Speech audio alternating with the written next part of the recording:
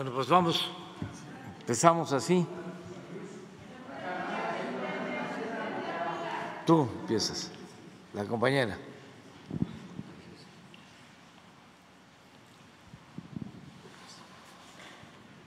Buenos días, soy Valentina Peralta Puga, de Ecos de Hoy. Y en este día que estamos tratando estos temas de seguridad y de justicia, presidente, le quiero entregar este sobre que me entregaron unos campesinos de Jalisco, de Usmajac, Jalisco. Dicen que es el ejido más grande. Tienen problemas con la delincuencia organizada que les está quitando sus tierras. Dice que hay dos cuarteles cercanos, uno del Ejército y otro de la Guardia Nacional, y que pues la gente por temor no va a denunciar, pero que en estos documentos que le estoy entregando pues tiene toda la información. Estuvieron aquí afuera desde la madrugada y pues cuando nos vieron llegar nos abordaron, se lo entrego. Por otro lado, presidente, usted siempre nos ha dicho que el mayor anhelo de la ciudadanía del país es la paz y que la paz es producto de la justicia. Sin embargo, la justicia está encomendada a diversas instituciones de los tres niveles de gobierno y de los tres poderes.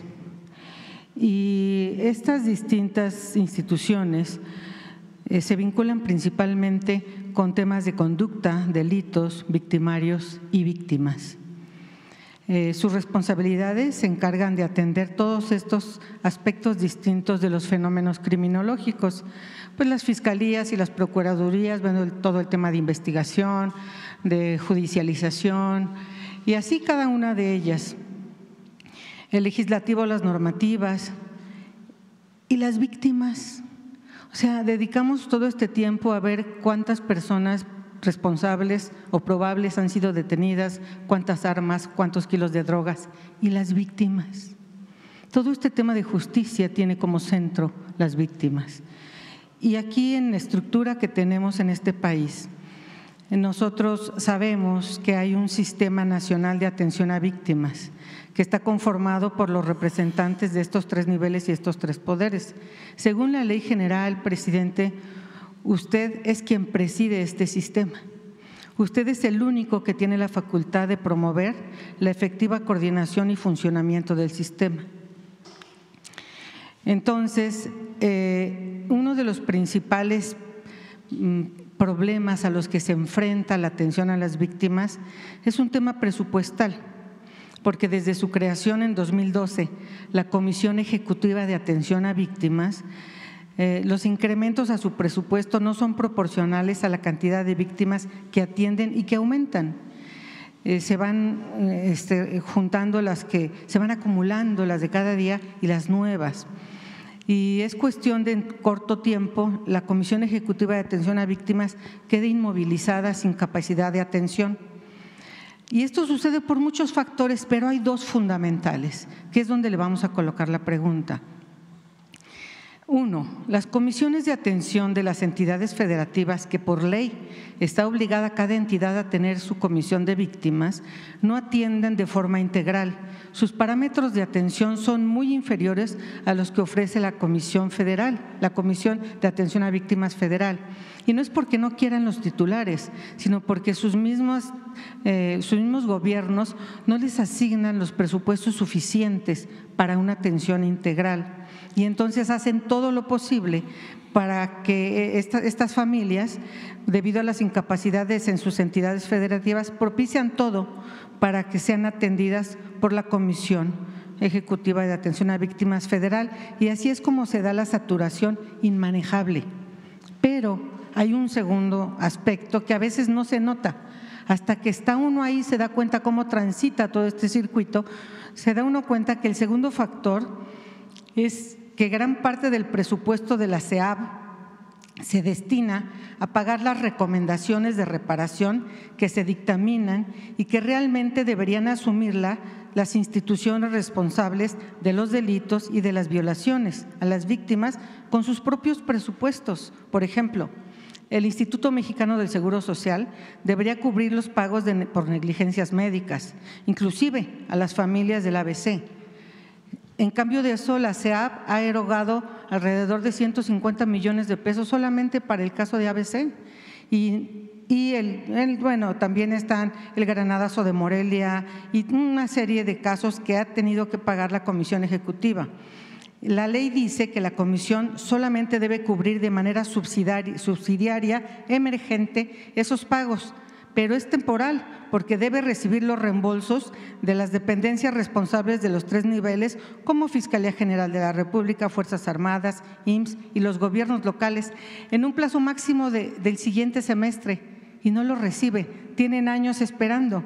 Por lo tanto, la primera pregunta, presidente, es si usted, como el presidente de la República y a la vez quien preside el Sistema Nacional de Atención a Víctimas, podría concertar con estas instituciones a que le reembolsen a la Comisión Ejecutiva de Atención a Víctimas lo que se les ha prestado de manera subsidiaria y temporal, sobre todo ahora que más de 20 entidades federativas pues son de la 4T. Nos parece que eso podría facilitar su gestión. Es la primera pregunta, presidente. Bueno, va a estar con nosotros la semana próxima Alejandro Encinas, subsecretario de Gobernación, y él va a informar sobre la atención a víctimas, desaparecidos, todo lo que tiene que ver con derechos humanos. Yo lo que puedo comentarles es que en el caso de la justicia no hay límite presupuestal para impartir justicia. No hay ninguna dependencia que se quede sin recursos y que por eso no pueda hacer realidad la justicia en ninguna instancia del gobierno. Y todo lo que solicitan se autoriza. Por eso quiero que Alejandro informe. Has mencionado ABC, pues se ha apoyado a las familias de los niños, de los bebés. Se apoyó a las víctimas familiares de pasta de concho. Nada más pasta de concho significa una cantidad de recursos, aunque esto no tiene que ver con lo material, pero para tener una idea cuantitativa, porque nuestros adversarios, los conservadores, no dejan, ¿no?, de estar haciendo cualquier cuestionamiento. Solo lo destinado a pasta de concho es el equivalente a lo que se otorgó en el sexenio anterior, solo lo de pasta de concho. Acaba de suceder una situación muy lamentable en Sabinas, Coahuila. Ahí estamos trabajando para el rescate de mineros, pero ya se atendió a los familiares, a todos los familiares. Creo que quedaba una familia sin apoyo. Entonces, no hay pendientes, deben de haber trámites que se están haciendo y la instrucción es de que no falten los recursos. Sí, presidente, gracias. Hemos entrevistado a varias de las personas que trabajan en la institución y nos dicen que con el personal que tienen es imposible atender la demanda y que justamente estos recursos que ellos destinan para pagar pues estas recomendaciones de otras instituciones les haría falta para contratar más personal y tener más recursos de toda índole para seguir atendiendo de una manera completa a las víctimas. ¿Y esto por qué es también importante? Nos dicen ellos, porque en la medida que se queda corta la atención, entran al quite lo que platicábamos la otra vez acerca de estos buitres del dolor. Y hay casos de bufetes de abogados o pseudodefensores de derechos humanos que les ofrecen asesoría y les ofrecen llevar estratégicamente su litigio y no les cobran una representación jurídica, sino les cobran un porcentaje que puede ser hasta del 50% de lo que se obtiene. Por lo tanto, en una desgracia múltiple, pongamos 40 familias, si el dictamen dice que les tienen que pagar a cada familia 40 millones de pesos, cada familia se queda con 20 millones, pero esta persona se queda con los 20 millones de cada familia. Sí. Y entonces, este tipo de abusos y este tipo de situaciones se dan también porque de momento la institución se queda corta. Y si en la medida que la institución pueda cubrir por sí misma, estas personas, estos oportunistas, no van a tener tanto campo para hacer lo que hacen. Entonces, sí nos parece muy importante que esta parte se pudiera considerar y atender, presidente. Sí, vamos a pedirle a Alejandro que nos dé una respuesta. Bien, la segunda pregunta tiene también que ver con esto porque realmente nosotros nos vamos a las cifras y decimos hay 99% de impunidad, solamente denuncian y atienden el 1%. Sin embargo, como usted siempre ha dicho, hay que irnos a las causas. Y quienes estamos transitando siempre en estos espacios nos damos cuenta que hay enorme cantidad de personas servidoras públicas entregadas en cuerpo y alma a su trabajo, que han perdido todo, la salud, incluyendo la vida, atendiendo su trabajo.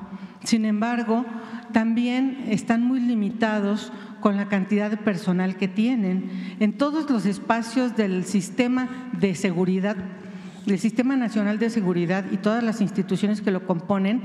Nadie tiene personal suficiente para la demanda. Y entonces, ¿de qué manera se puede resolver esto para que tenga la calidad y la cantidad y del tamaño de la exigencia? Y nosotros hemos contemplado que las políticas públicas que ustedes están implementando para el tema de atender la salud en México puede ser un equivalente a cómo se podría atender esta necesidad de personal en todas estas instituciones, en las procuradurías, las fiscalías, las secretarías de seguridad, todo lo que compone el sistema de seguridad. Y consideramos que así como han lanzado ustedes una convocatoria para médicos y para especialistas y todo esto, si ustedes hicieran como gobierno federal, es la pregunta, si usted estaría dispuesto a considerar hacer un acuerdo con la ANUYES, la Asociación de Universidades, para que todas las personas que están egresando y que luego tienen un problema para titularse o para pagar su cédula, pudieran inscribirse voluntariamente a una forma de titulación en que un año de servicio de trabajo en estas instituciones y que ellos al realizar este trabajo fuera una forma de titularse y además el gobierno asumiera la entrega de su cédula profesional. Y esto sería también un semillero para que en todas las instituciones tuvieran personas que van saliendo y que no tienen otro tipo de intereses. Y también, por supuesto, no solamente a nivel licenciatura, sino posgrados, maestrías, doctorados. Nos parece que esto es algo que se ha dejado de mirar y que por el momento, en este corto tiempo de 2 años, podría perfectamente implementarse. ¿Le parece que fuera viable, presidente? Me parece bien, sí, es hacerlo muy específico para la atención a los temas de seguridad, porque ya se hace en lo general. El programa Jóvenes Construyendo el Futuro tiene muchos becados que están dando servicio social y al mismo tiempo están terminando sus tesis para graduarse en distintas disciplinas. Aquí lo que propones es que sea algo específico, ¿no?, para la seguridad, y sí se puede. Vamos a hablar con Marat, que es el subsecretario del Trabajo, para ver qué se puede hacer en esto, una convocatoria. Hay algo que quiero decirte y que además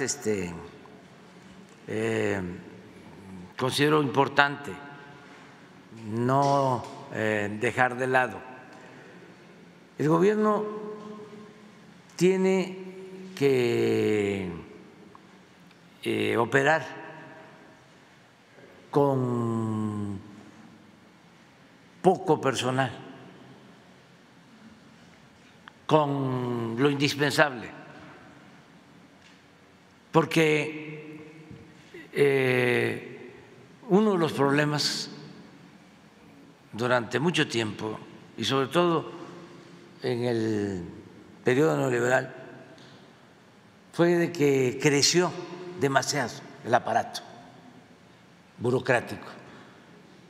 Incluso se hizo otro gobierno, habían dos, con las llamadas instituciones autónomas. Habían comisiones de derechos humanos en casi todas las secretarías. Existe la COFETEL y existe Comunicaciones y Transportes. Existen como 10 instituciones independientes, entre comillas, en todo el sector energético. Y existe Pemex, y existe la Comisión Federal de Electricidad, y existe la Secretaría de Energía. Entonces, ¿qué sucedía? Se duplicaban. Duplicidades, pero además el presupuesto se quedaba en el mismo gobierno. El gobierno estaba ensimismado y no le llegaba el presupuesto a la gente. Todo era para mantener el aparato burocrático. Calderón creó, por ejemplo, como 300, 400, ¿cómo se llamaban? Direcciones adjuntas. Direcciones generales adjuntas. Sueldos altísimos. Sí. Entonces, lo indispensable y entregar los apoyos de manera directa a la gente, porque si no, pues vamos a vivir muy bien nosotros, los servidores públicos, y la gente no va a recibir nada. Sí, nos Entonces, queda claro. Eso es lo único que hay que cuidar. Y puedo hablar de esto porque la Presidencia de la República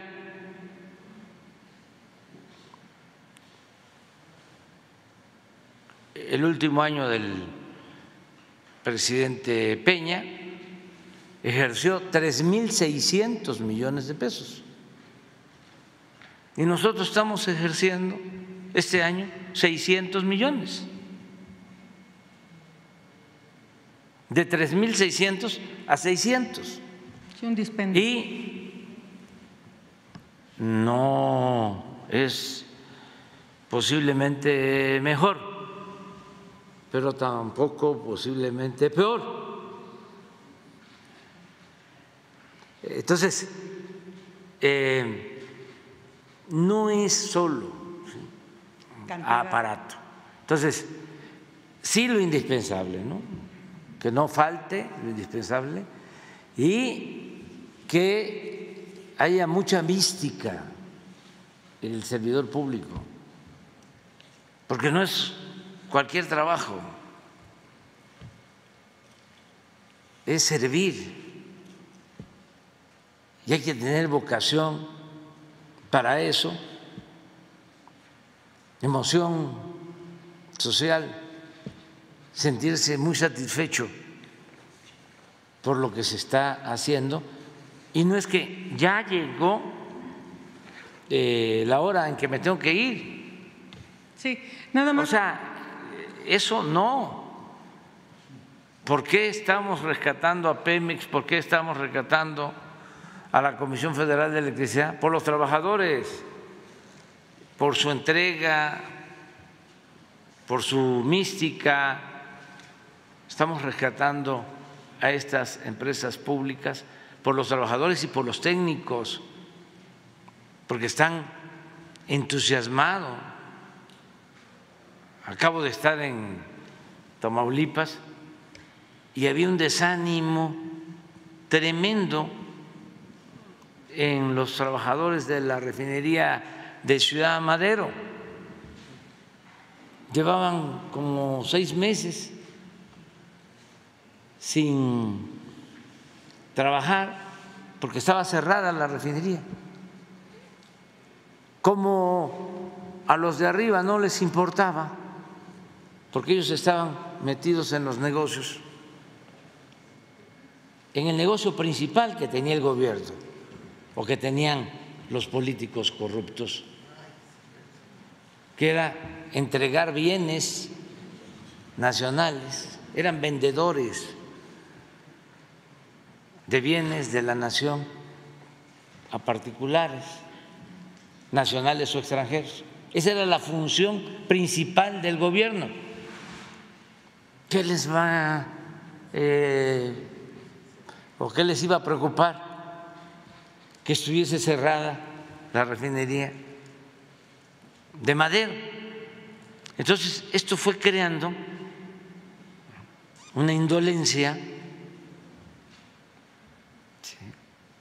una apatía. Cuando se les convoca a que juntos rescatemos Pemex, que salgamos adelante como país, pues ahora están aplicados por entero y lo hacen con mucho gusto. Lo mismo los médicos, todos, los maestros, las maestras. Entonces, sí, lo indispensable, ¿no? O sea, lo que haga falta, sin excesos. Sin excesos. Nos queda claro, presidente. Y tenemos recursos para que no eso. hacer un aparato gordo como el de antes, que ahí se quedaba el presupuesto. Pero solo le voy a dar un ejemplo.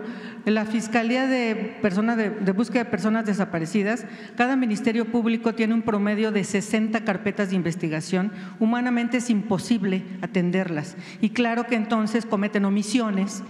Y entonces las familias desesperadas van y los denuncian ante los órganos internos de control, ante la Comisión Nacional de Derechos Humanos. Vienen entonces las consecuencias. Estas pocas personas, que además muchas de ellas están entregadas, pues entonces son suspendidas, son sancionadas, y en lugar de tener esa cantidad de ministerios públicos tienen menos porque unos están sancionados y sus carpetas 60 se tienen que repartir entre los demás, y es un cuento de nunca acabar. Por eso decimos que si cada ministerio público tuviera 5 asistentes, otro gallo nos cantara. Entonces sí, lo mínimo necesario, pero lo indispensable. Y humanamente, para que este sistema de procuración de justicia realmente sea eficaz y no sea el 1%, tendría que tener cuando menos las personas, suficiente personal para que cada MP, cuando mucho, tuviera 15 carpetas que atender. Entonces, la matemática no engaña y consideramos que sería importante atender esta parte de las fiscalías y las procuradurías, sí, porque a veces solo lo señalamos con todos los adjetivos peyorativos, pero no nos ponemos a ver qué hay detrás, y detrás es que humanamente es imposible. Tienen para todas esas 5,000 carpetas 20 policías de investigación que se tienen que prestar a ratos, no tienen suficientes peritos, y entonces pues nada más que hagamos el cálculo matemático de cuánto es lo mínimo necesario y que se les dote. Esa sería la propuesta y pregunta, sí, presidente. Sí, de acuerdo, estamos de acuerdo. Y que se haga una reforma al interior de las instituciones, porque suele pasar también, porque es buen tema, de que los de más arriba están a veces ociosos y los operativos saturados de trabajo. Y hay asesores, ¿no? Siguen habiendo, y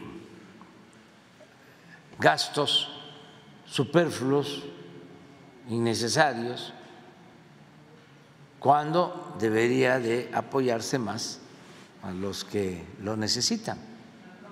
Así es, pero muy bien tu planteamiento. Buenos días, presidente. Buenos días a los secretarios aquí presentes, a la gente que nos escucha y, por supuesto, a la gente que nos ve fuera de nuestras fronteras. Soy Marco Antonio Olvera, del canal México News World y del periódico local en mi estado, Hidalgo News. Presidente, durante sus campañas rumbo a la presidencia de la República, su lema principal era el combate a la corrupción. El 1 de julio del 18, pues obviamente llega usted a la primera magistratura de este país después de 3 intentos. Pero durante estos 4 años se ha combatido la corrupción. Hay claras evidencias donde la corrupción se está combatiendo, pero no así la impunidad, presidente.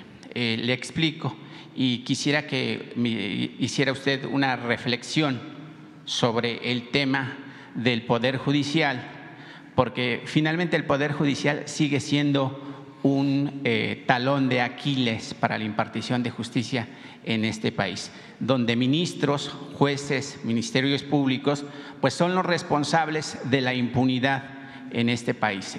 No todos, lo aclaro, hay algunas excepciones y donde algunos jueces, ministros y por supuesto ministerios públicos pues son brillantes en su trabajo que desempeñan. ¿Por qué lo digo, presidente, el tema de la impunidad en su gobierno?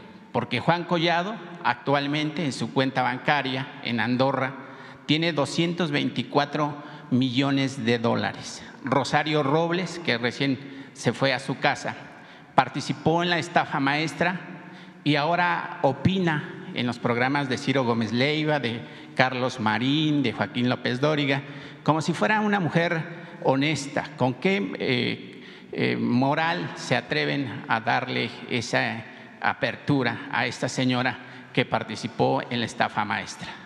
También está, por supuesto, la hija de Manlio Fabio Beltrones, actual senadora del PRI, que tiene en su cuenta bancaria en Andorra, según documentos del periódico El País, con 11 millones de dólares. Usted tiene el apoyo del pueblo, presidente, tiene el apoyo de la Marina, del Ejército y también tiene el apoyo de los integrantes del Congreso mexicano. ¿Qué lo hizo virar para no intervenir, para no trabajar en coayudancia con el presidente de la Suprema Corte, para hacer una limpieza de este Poder Judicial que está podrido, presidente? Y las víctimas, pues hay miles. Hay gente que está encarcelada de manera indebida, hay gente que se robó un pastelillo y está en la cárcel, hay indígenas que están en la cárcel por no saber hablar español y siguen ahí purgando penas muy largas. Obviamente también es ahí el tema de los ministerios públicos, de los jueces. Nada más le voy a poner uno de los 1000 casos que hay en las cárceles mexicanas. Se trata del joven Edwin Alberto Plaza Rodríguez, que fue detenido el 2 de diciembre en el filtro Puente Colombia, en Nuevo León, donde lo bajaron de un autobús en el que se trasladaba por elementos de la Fuerza Reacción Coahuila.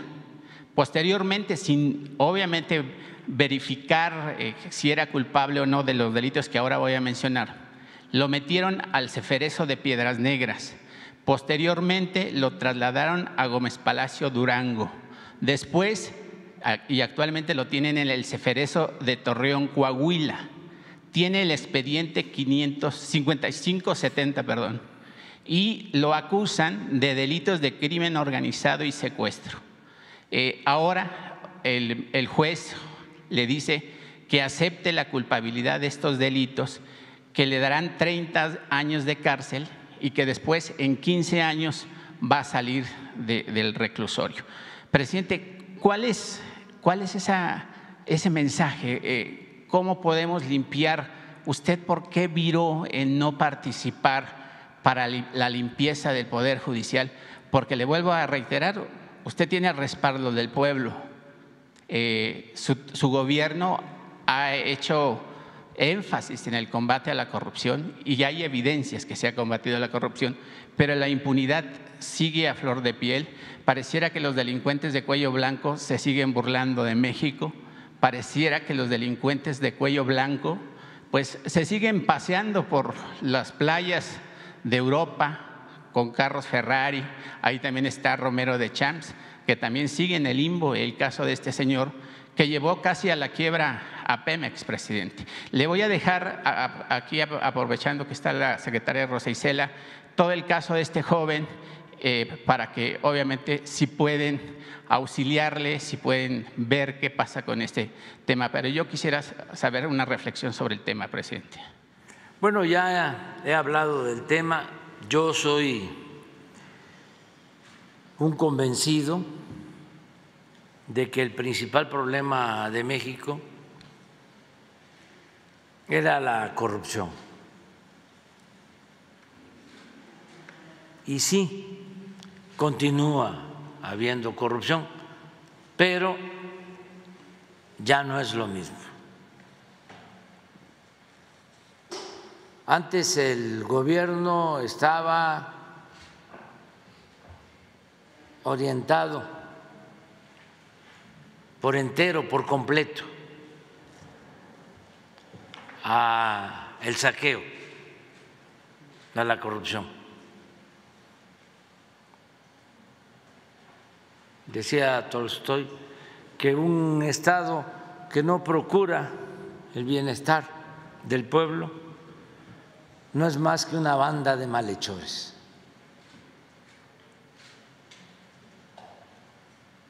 Y así estábamos. Porque siguen habiendo estas injusticias, ¿no? Pero ya la corrupción es delito grave, que no lo era. Ya no se condonan impuestos. Estamos hablando de 200, 300 mil millones al año de condonación de impuestos. Los de arriba no pagaban impuestos. Me canso de decirlo, porque además puedo probarlo. Las grandes empresas, los bancos, no pagaban impuestos. Y si pagaban, se los devolvían. Todo eso ya no existe. Ya no hay los jugosos contratos que se entregaban a empresas constructoras o a proveedores. Eso se terminó. Bueno, ya como aquí se explicó, aunque todavía no estamos satisfechos, porque era algo que estaba muy arraigado, como toda la corrupción, ya no se roban la cantidad de gasolinas que se robaban en el periodo neoliberal. Se robaban pues hasta 80,000 barriles diarios de gasolina. Ahora se están robando 5,000. No estoy a gusto con eso, pero de 80,000 a 5,000, esto nos ha significado, miren nada más, ¿por qué no pones el ahorro solo en el huachicol?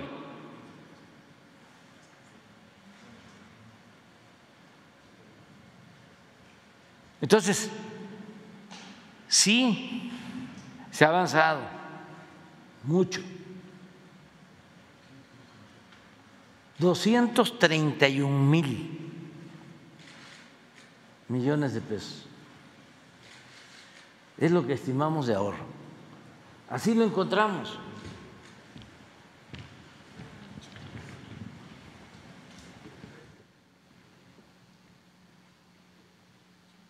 $72,000 barriles. Diciembre del 18.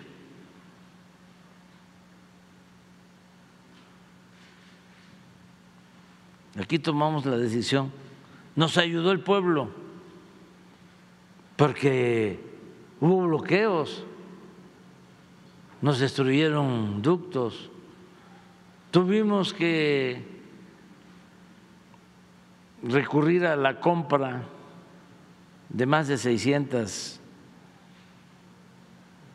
pipas, autotanques para transportar gasolina porque no lo podíamos hacer por los ductos. La gente ahí nos ayudó porque hacía colas y aguantó, porque la mafia que dominaba esto pensaba que no íbamos a resistir por el desabasto de gasolina, y resistimos, y miren, pero todavía 5.6, 5,600 barriles diarios. Entonces, sí se ha avanzado mucho. Hablaba yo de los contratos de obra que se entregaban, incluso contratos para todo, para el transporte de gas, para los reclusorios, para el mantenimiento de carreteras, todo privatizado.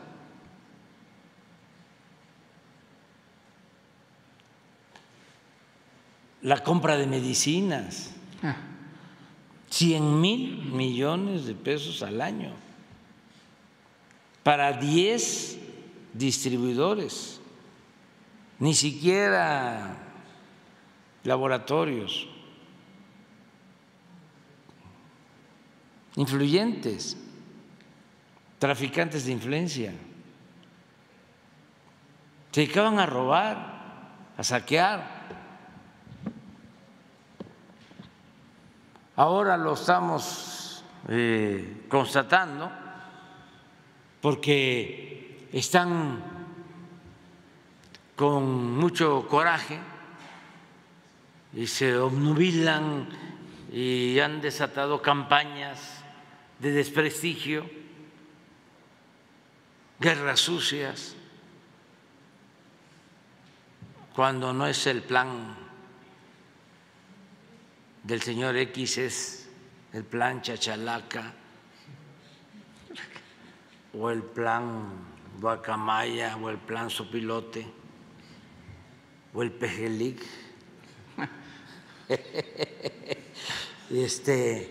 Y ahí deben de estar pensando en otro, porque le agradezco mucho a la gente. El pueblo es mucha pieza, el pueblo de México. Y no les ha funcionado nada. Y traen asesores, publicistas, expertos, hackeadores, y hacen colectas y gastan muchísimo dinero y compran a todo el que se deja.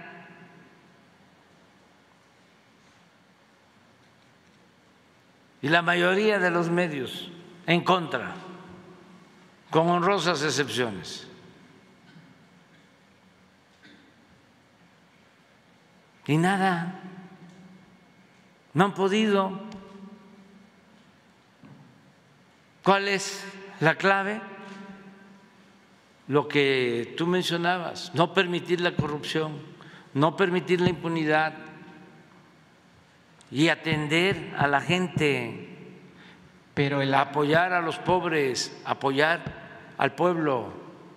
Pero el actuar de los ministerios públicos, yo sé que hay división de poderes, presidente, y lo tengo claro y la Constitución lo establece, pero ellos cobran, están jueces de 15, 20 años y siguen una impunidad terrible. Es que se trata de un proceso de transformación. ¿Qué es lo que pasaba? Había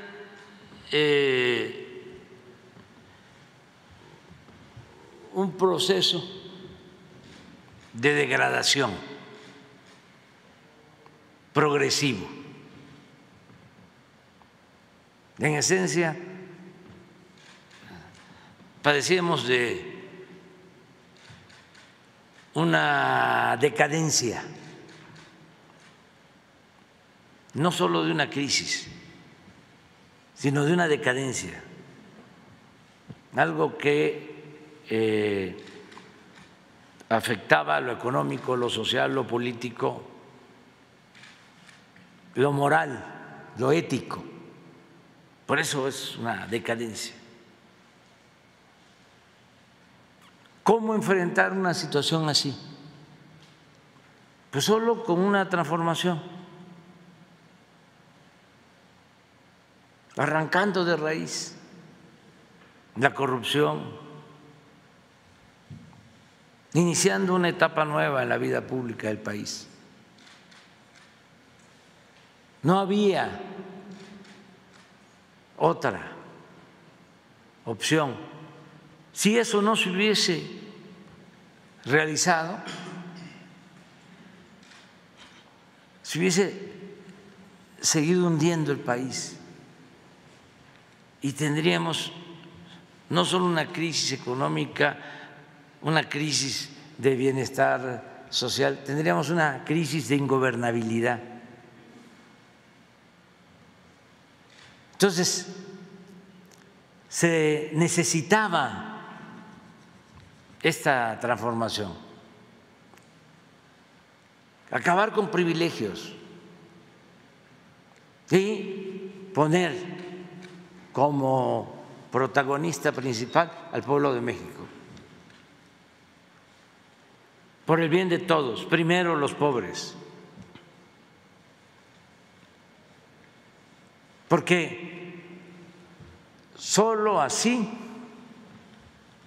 funciona un verdadero gobierno democrático, solo así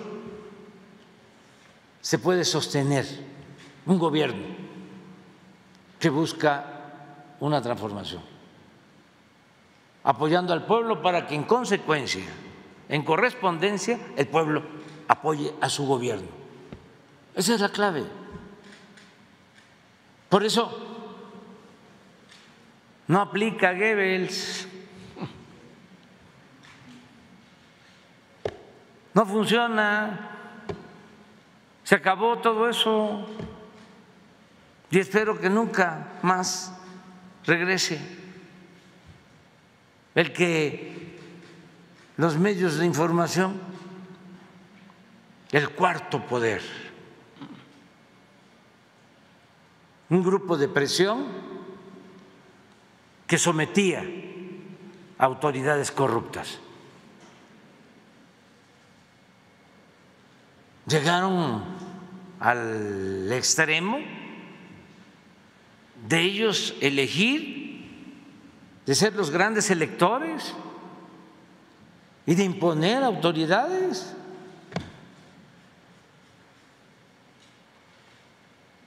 Haciendo a un lado o manipulando al pueblo. Eso ya cambió.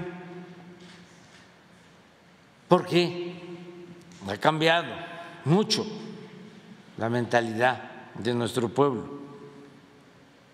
Pero es un proceso. Y es que todavía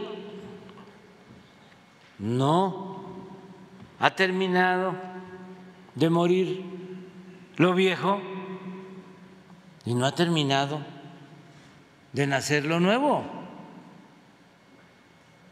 Estamos sentando las bases, pero vamos a cumplir 4 años.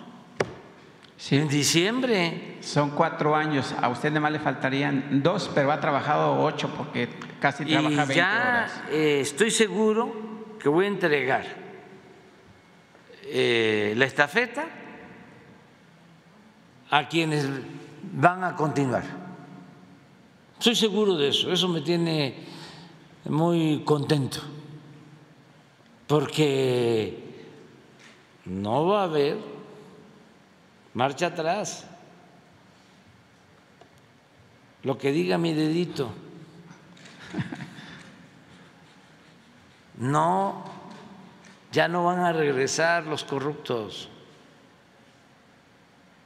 No les van a funcionar sus campañas publicitarias, su guerra sucia. Ya se echó a andar este proceso, pero lleva todavía más tiempo. Nos faltan 23 meses, menos de 2 años, pero vamos a hacer todavía muchas cosas y estoy muy contento porque hay relevo a la vista.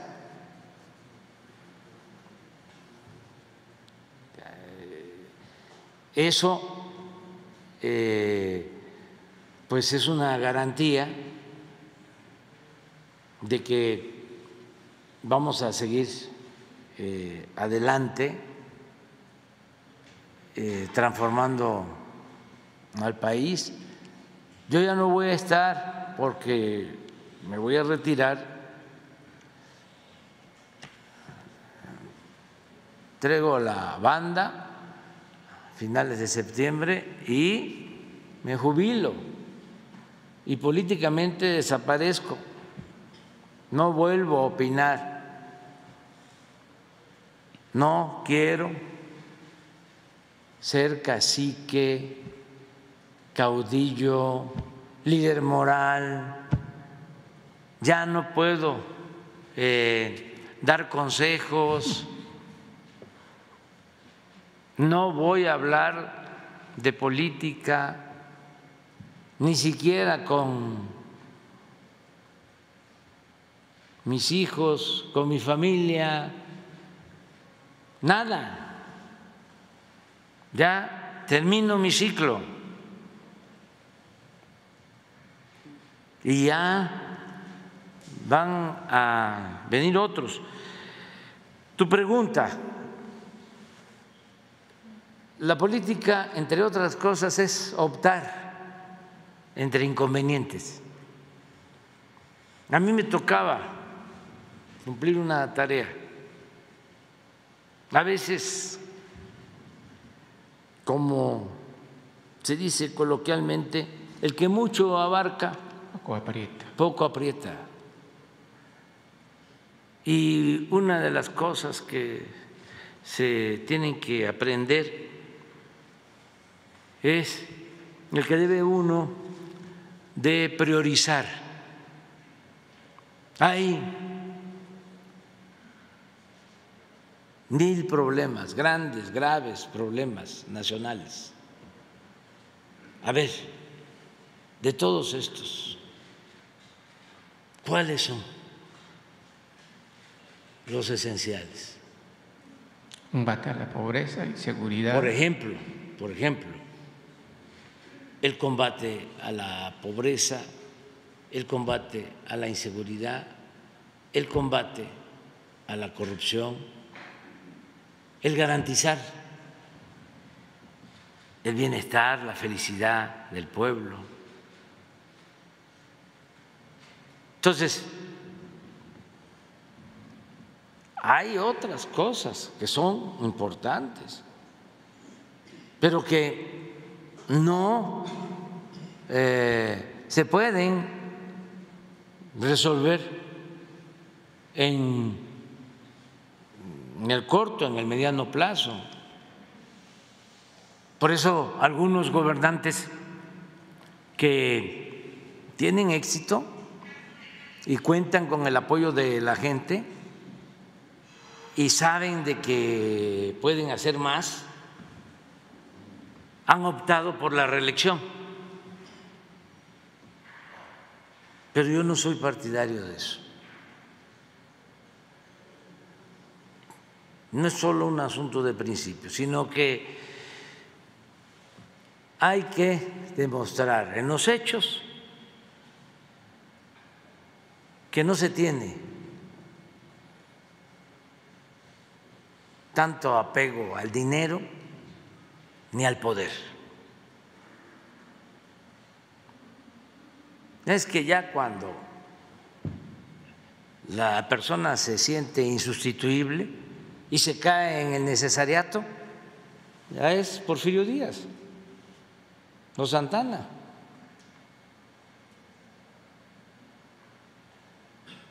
¿Qué decía Porfirio Díaz? Ya esta va a ser la última vez.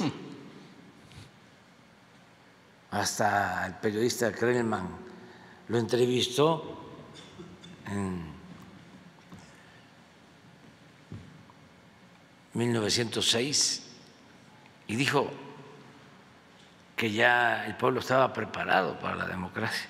Le preguntó, ¿cree usted que ya el pueblo de México esté preparado para la democracia? Dijo, sí. Y a los pocos días, y está documentado, su periódico favorito,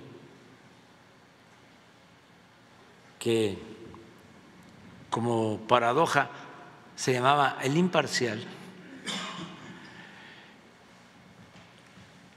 saca un reportaje diciendo, no,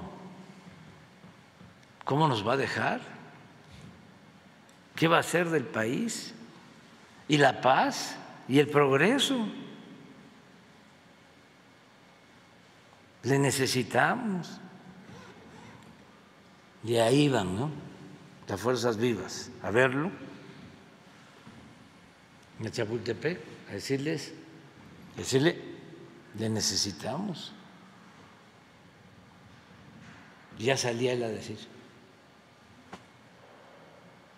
me voy a sacrificar otro periodo por el pueblo y por México. Entonces, son procesos, se está avanzando. Hay algo que es importante, la revolución de las conciencias, el cambio de mentalidad. Yo decía que hay veces que se llevan a cabo revoluciones y que se avanza, pero los más conscientes son una minoría, una vanguardia, y la mayoría del pueblo sigue pensando igual, aún con una revolución. Por eso fracasan, porque si el pueblo no participa, no es capaz de exigir, defender sus derechos, pues los de arriba, aunque hayan encabezado un movimiento revolucionario, se echan a perder, no resisten las tentaciones del poder. Revolucionarios viviendo en residencias y con autos de lujo, como los oligarcas que derrotaron. ¿Qué es lo importante en México de este movimiento? Que la toma de conciencia no se da solo en una minoría. No somos nada más los dirigentes, son millones de mexicanos. No hay en el mundo un movimiento así. Entonces eso es una garantía, porque es un despertar ciudadano, ya una voluntad colectiva dispuesta a hacer valer sus derechos. Ese es el aporte del movimiento, de muchos, de millones. La gente ayuda, mujeres, hombres, en todos lados. Vamos a Tamaulipas y ahí está la gente apoyando. A donde visitemos, ahí está la gente. Entonces, ya eso es importante. Claro que falta lo que mencionabas de los ministerios públicos, la compañera también tiene razón, falta, porque no todos los ministerios públicos son corruptos, falta que tengan más elementos para poder hacer mejor su trabajo, falta también que se vayan capacitando, actualizando en la práctica, porque es en la práctica donde se aprende más, para que sus investigaciones estén bien hechas y que no sirvan de pretexto para que los jueces las echen abajo y dejen libres a delincuentes solo porque se integró mal una o porque son sus amigos, presidente. Averiguación. Existen las dos cosas. Existe la ineficiencia y existe también la mala fe. No se ponen de acuerdo. Eso desde hace mucho tiempo. Si tú integras mal la averiguación, se cae. Yo voy, ¿sí?, a darle la libertad a este presunto delincuente. ¿Sí? Pero pensemos en que se tiene que trabajar más y que no todo está podrido en la Fiscalía, hay gente buena, como también en el Poder Judicial, jueces buenos, rectos, otros muy corruptos, pero además que no tienen espíritu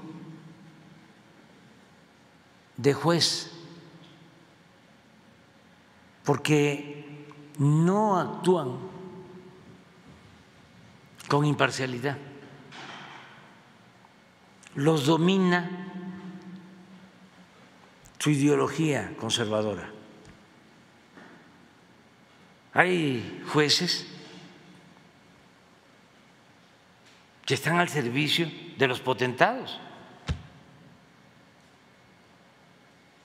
magistrados y desde luego ministros, afortunadamente muy poquitos, la mayoría no,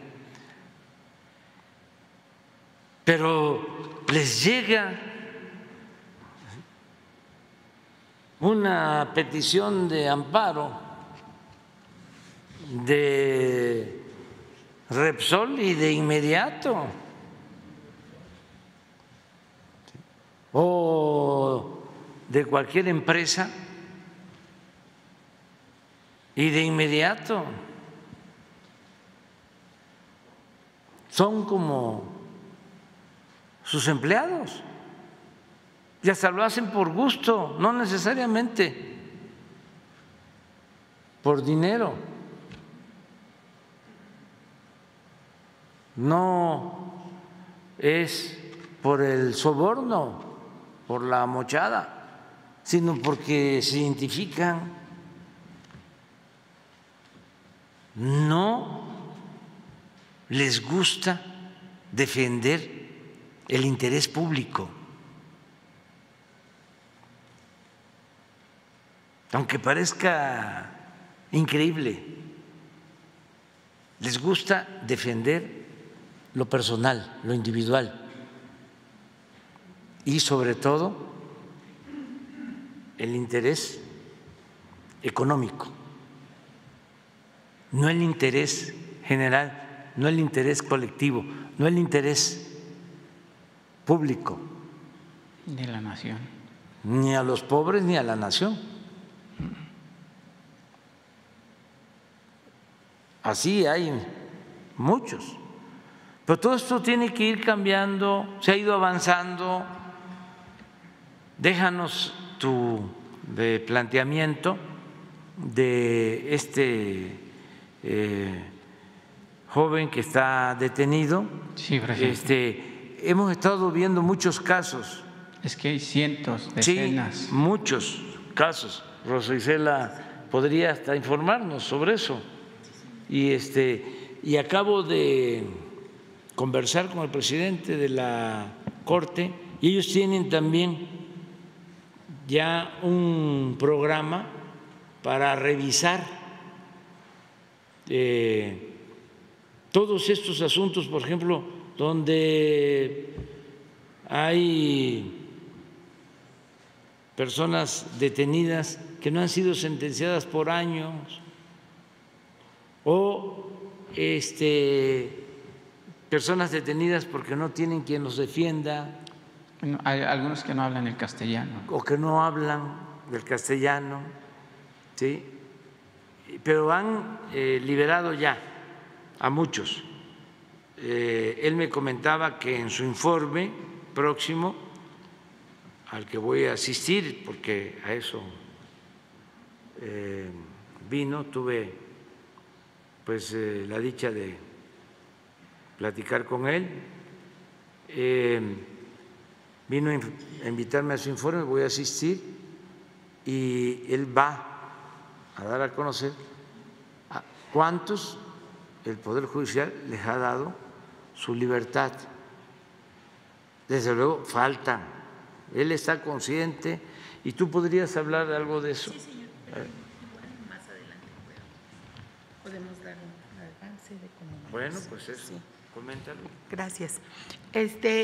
Con su permiso, señor presidente, sí, efectivamente, por instrucción y presidencial, hicimos un grupo de trabajo que se realiza cada 8 días, se reúne ese grupo, trabaja en la semana y los miércoles nos reunimos precisamente con el Consejo de la Judicatura, con una representación para ir revisando casos que ustedes han solicitado y otros que muchos mexicanos, mexicanas que se acercan con el señor presidente en las giras, en los estados, en los municipios y le solicitan esa demanda, justicia.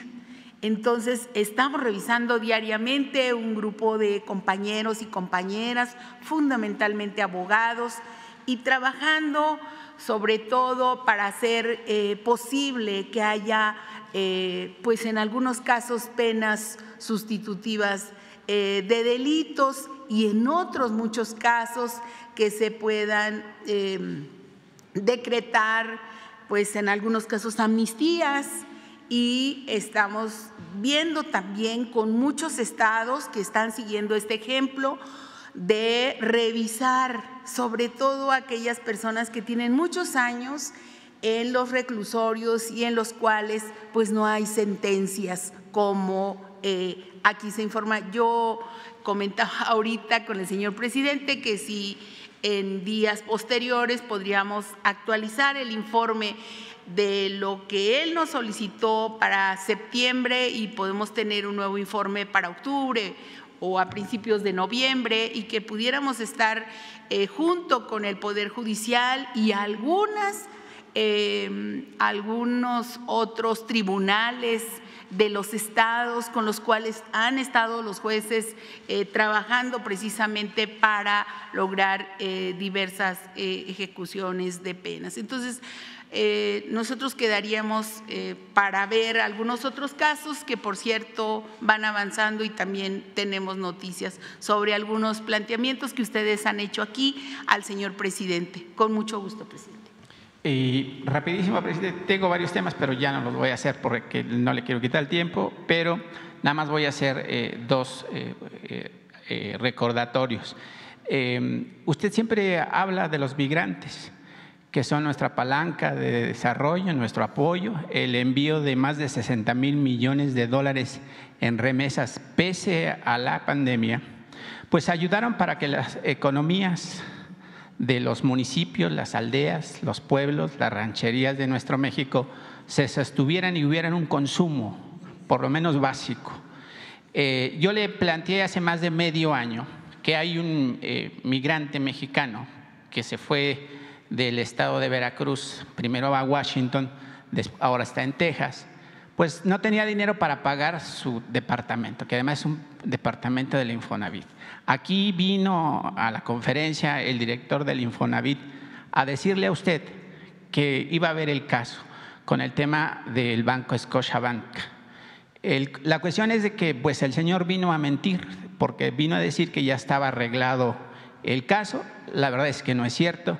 Este migrante pues trabaja de cocinero, su madre, su mujer y sus hijos viven en ese apartamento y obviamente lo van a votar, como decimos, porque no ha llegado ningún arreglo. El director del Infonavit no ha hecho caso, él vino a decir que ya estaba resuelto y la verdad es que no es cierto. El director del Infonavit seguramente tiene los datos, ojalá, presidente, que haya ese apoyo a los migrantes, porque finalmente pues se van para ganar dinero y resulta que les quitan la vivienda donde viven, presidente. Y ya por último, también le hice un planteamiento sobre más de 2,000 trabajadores petroleros de su estado.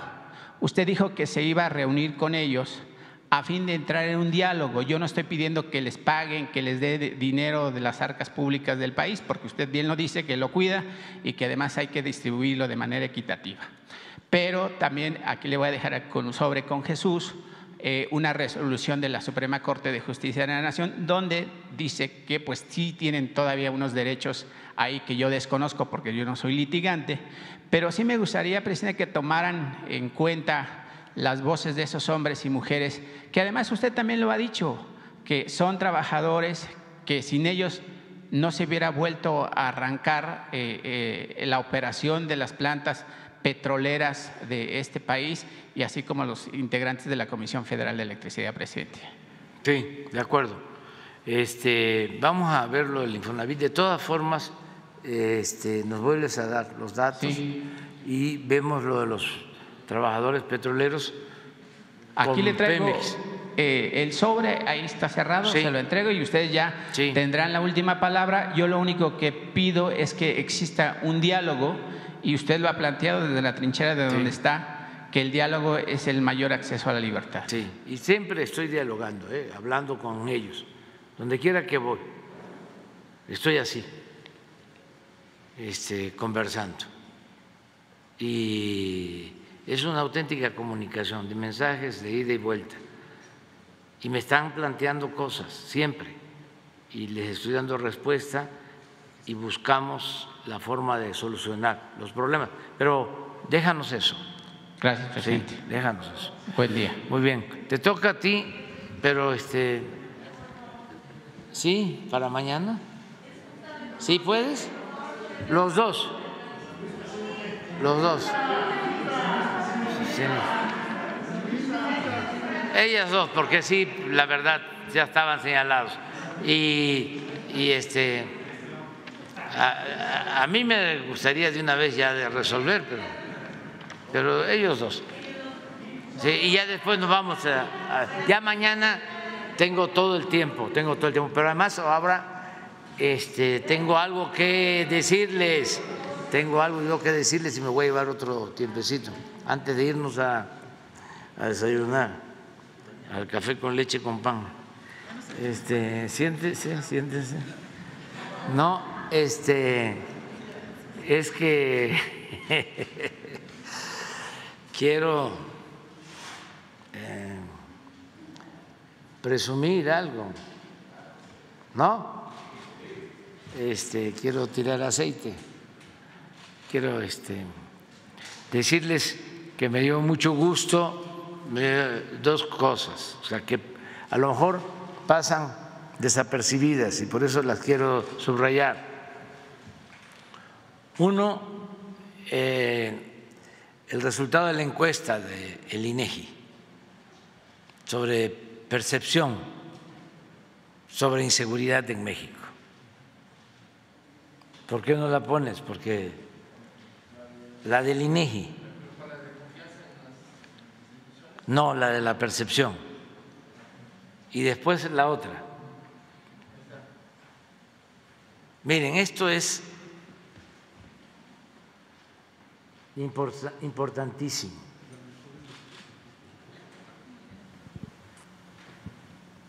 Desde que se está haciendo la encuesta,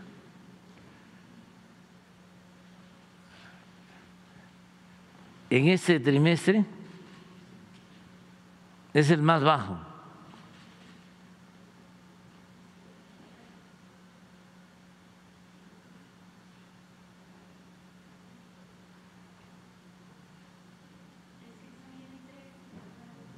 A ver, hay una.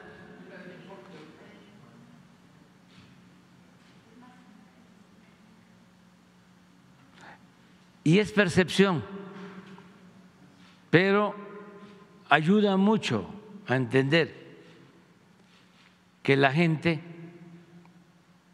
pues sí está sintiendo que estamos haciendo un esfuerzo para garantizarles la paz y la tranquilidad. Y la verdad, estamos trabajando para eso todos los días, con profesionalismo, de manera coordinada. A veces, por eso no considero justo que de manera grosera traten a servidores públicos del Gabinete de Seguridad. No lo considero justo, y menos cuando está de por medio solo la politiquería.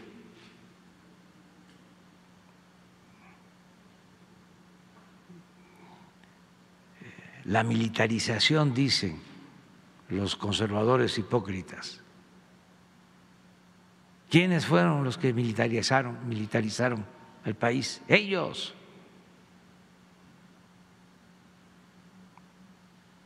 Ellos eran los que permitían la tortura,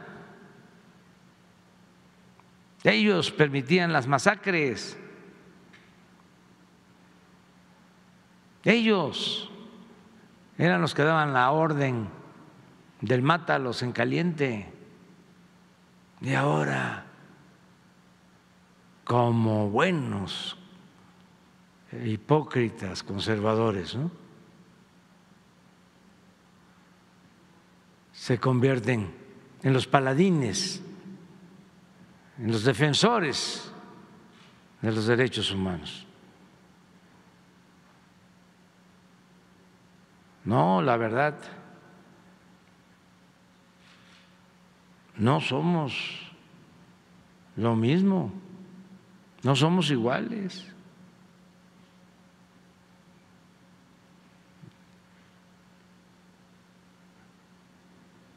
Tienen muy malos sentimientos, malas entrañas, son malos de Malolandia. Lo de ayer y lo de todos estos días. Espérenme, vea, pero qué gusto me da que la gente, no, ponme el anterior, que la gente se da cuenta.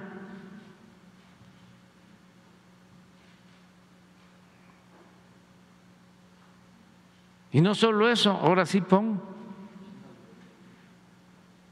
Tengan para que aprendan, sigan votando en contra de la Marina, sigan votando en contra de la Secretaría de la Defensa, sigan votando en las cámaras en contra de la Guardia Nacional. Eso es lo que piensa el pueblo. ¿Y esos legisladores a quién representan? Se supone que al pueblo, pero no representan a los grupos de intereses creados, representan a los corruptos, a los que han saqueado a México, a los que se sentían dueños de México, y por eso su enojo. Pero qué dicha enorme el poder enterarnos de que esto es lo que piensa la mayoría de la gente, la mayoría de los mexicanos. El pueblo es mucha pieza.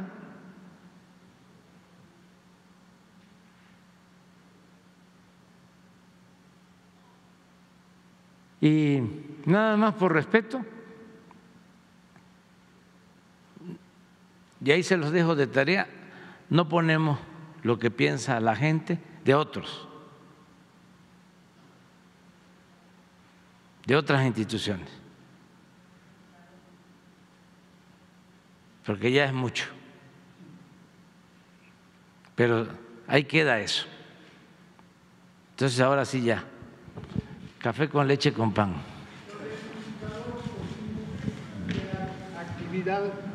Esa para mañana, que es buena noticia también.